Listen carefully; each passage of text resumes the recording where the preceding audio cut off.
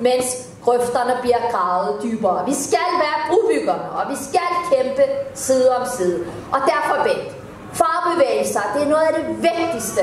Er en overrabbiner egentlig medlem af en fagbevægelse?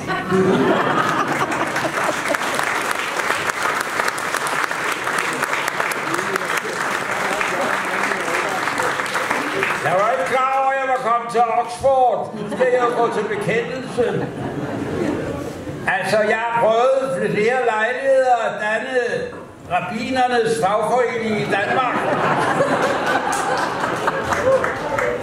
Og en gang var det lige ved lykkedes. Jeg var blevet valgt til både formand og sekretær og kasserer. Og der var ikke andre medlemmer. Og det er derfor, at når det aldrig lykkedes, så er det derfor, jeg har fået sådan en usel løn gennem hele min arbejdstid. Og min pension er derefter. Så vi skal ikke have for meget medlidenhed. Men det er virkelig et problem. Nu hører jeg her fra Østrig, at der er fattige i Frankrig, der jeg slet ikke vidst noget om. Men der er også fattige i Danmark. Og så er der nogen, der er rige. Og der står et sted, det er ikke rigtig min del af Bibelen, det må jo nogle andre tage sig af. Men der står et sted i en Bibel, det Nye Testamente, at den, der har mad, han skal mere gives. Og sådan praktiserer man her til lands mange gange, at det er dem i de højeste stillinger, der får ekstra tillæg. Og det er tillæg, som vi kun kan udnytte strømme om en gang. Men det er lidt af et problem. Og vi bør på et eller andet tidspunkt blive enige om, at der er et minimum, man har haft at leve for at leve af. Og jeg har ikke nogen bestemt programerklæring omkring sagen. Jeg synes, det vil være at overveje et godt begreb, som hedder borgerløn.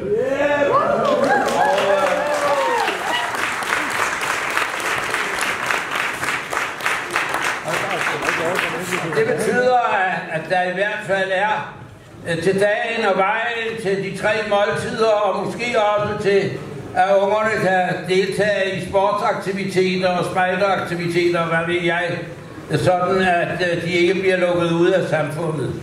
Og der er et problem i det. Det er jo hver gang vi siger frihed og lighed og broderskab, men vi har talt om frihed og broderskabet, det vil søstrene nu også blive medlem af, kan jeg forstå på Østrig. Så er vi tilbage ved problemet, der hedder lighed. Det har vi nemlig ikke fået behandlet for alvor. Og når vi har gjort det, så danner vi vores parti lige efter den her tale, så I kan bare melde jer ind. Ja, vi mener jo, at alle mennesker bør være lige og frie. Og vi mener også, at alle mennesker bør kunne leve fredeligt med hinanden. Og det er der jo nogen, der kalder os for utopister for. Fordi det er åbenbart sådan den der nye... Har du ikke hørt det, Bent? Vi er jo de der utopistiske humanister. Det er sådan et nyt begreb, der er blevet indført. Det er sådan noget som dig og mig. Og det er fordi, vi tror på fællesskabet, vi tror på friheden, og vi tror på demokratiet, og vi tror på, at det burde gælde alle. Jeg er selv barn af velfærdssamfundet. Jeg er også barn af demokratiet. Jeg er også barn af Danmark. Jeg har igennem mit liv, tro det eller ej, havde faktisk mange befolkningsgrupper. Jeg havde jøder, jeg havde tyrker, jeg havde danskere, jeg havde racister. Og i dag ved jeg, den bedste vaccine mod fordom og generaliseringer, det er venskaber. Fordi med venskaber bygger vi broerne, og med venskaber er vi også med til at vise, at alle mennesker har en værdi i sig selv, og derfor så skal de også stilles lige. Og efter...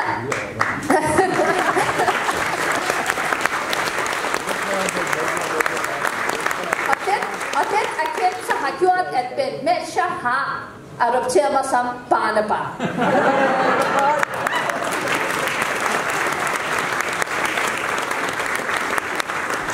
Vi skal godt nok arbejde meget, hvis vi skal nå at lave alle de her ting, vi gerne vil. Hvad siger du til det? Inden jeg dør. Ja, det er rigtigt, at jeg er jo en rigtig bedstefar. Normalt hedder jeg bare farfar, og jeg har kun drenge derhjemme. Så alle kalder mig farfar, og nu hvor jeg også er den lykkelige oldefar. De kalder mig også for farfar. De tror, det er mit navn. Men nu har jeg endelig fundet en, der kalder mig for bedstefar. Og aldersmæssigt passer det jo også helt fint med os. Men arbejdstid, det er jo altså et meget interessant emne at studere. Og jeg er ikke sikker på, at HK og murerne er helt enige om, hvad det er med den her arbejdstid og hvordan vi skal gøre det. Men i min høje alder gør jo altså, at jeg kan huske dengang fagbevægelsen gik ind for at arbejde for, at vi skulle have 6 dages, 8 timers arbejdstid.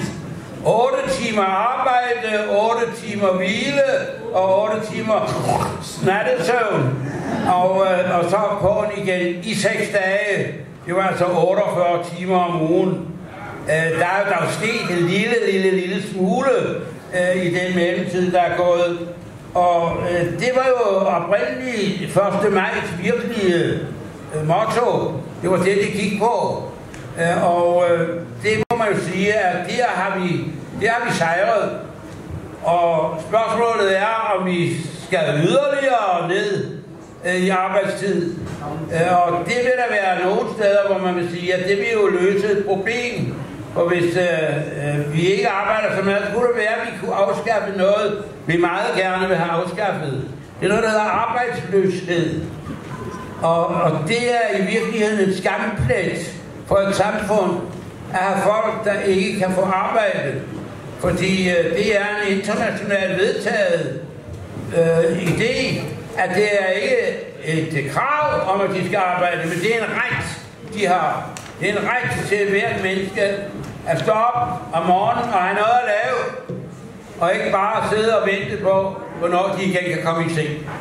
Så der skal vi gøre en indsats for at bekæmpe arbejdsløsheden, og det kan vi gøre gennem arbejdstidsregulering i de forskellige fag. Det bør ikke være et fælles ting. Det er ikke det samme vilkår, der gælder fra det ene fag til det andet fag. Derfor er det et problem, når vi har en fælles afstemning for alle fag. Der skal der altså komme en eller anden græsplæne, klipper der og klippe lige med af ukrudtet og det egentlige græs. Så det må vi overveje, hvordan vi gør noget ved. Ikke sandt? Ja, og vi skal arbejde meget mindre ved. Nu skal du høre. Ifølge den her fordeling, så burde det jo mig, der skulle sige noget om nationaldrikken til 1. maj. Men da jeg hverken drikker det, eller kan lide det, eller brygger det, så må det være din fornøjelse at fortælle om, hvorfor vi drikker så meget øl til 1. maj. Ja, det er jo spændende. Det er virkelig spændende. Det er meget spændende. Jeg kan sige, at da man i 1890 første gang skulle afholde 1. maj i København, så var der forbud imod udskænkning. Kunne I tænke jer 1. maj uden udskænkning? Nej! Se, Øslem er jo handicappet, det må jeg jo indrømme. Jeg har lyst til at fortælle jer en lille historie om en pater og en rabbiner, der var til fest sammen. Og hovedretten var intet mindre end en gang flæskesteg. Og de her store fade kom rundt, og rabbineren vinkede afværende, han skulle ikke have noget. Så kiggede pateren på ham og sagde, herr rabbiner, skal de ikke have noget af denne her steg? Nej, siger rabbineren, vi jøder, vi spiser ikke flæskesteg.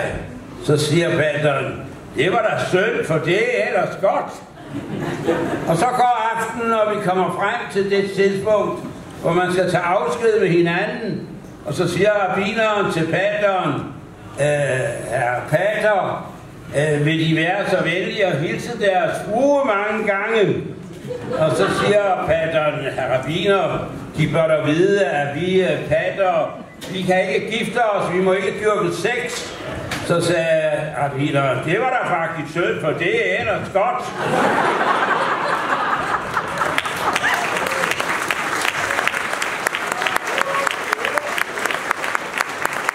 Så Øslem, jeg kan godt sige til dig, at det var faktisk synd, at du ikke drikker det der. Og nu skal vi synge. For det er da godt. Og jeg har tænkt mig at sige noget til jer om, at det er noget, man gør rundt omkring i landet. Og jeg synes i virkeligheden, at folk, der har drukket med måde, ikke over tørsten, bare lidt over tørsten, de er faktisk nogle af de hyggeligste mennesker, vi har i samfundet. Jeg plejer at se et sted der, hvor jeg bor omkring hjørnet, der er sådan noget kirkeagtigt med nogle trapper op. Der sidder der altid sådan en 7-8 herrer. Det er ikke fordi jeg altså igen vil ind på diskussionen om kvindekampen, men det er altså som regel herrer, der sidder der med sådan 6-8 guldbakker, eller hvad de nu har fået fat i. Og de har altid nogle søde tilråb, når jeg går forbi. Det er virkelig nogle af mine bedste venner. Så det er hyggeligt i samfundet. Og der kan man altså sige cheers, hvis man taler engelsk, og prost, hvis man taler tysk, og votre santé, hvis man taler fransk, og kibis, hvis man taler finsk, og nastarovaya, hvis man taler russisk, og der er mange flere af slagsen. Jeg kan endda sige det på hebraisk, der hedder det lechaim. Og shalafa på tyrkisk. Og det betyder til liv, til godt liv. Og når vi gør det sådan på forskellige måder, så er det fordi, vi kan godt lide, at verden har sådan forskelligheder. Vi behøver ikke alle sammen være kopier af hinanden. Så jeg elsker den brogede verden, og det håber jeg, at vi er enige om, så derfor har vi tilladt os at foreslå, at vi slutter denne seance med at synge denne lille udesang, som indeholder mange sandheder.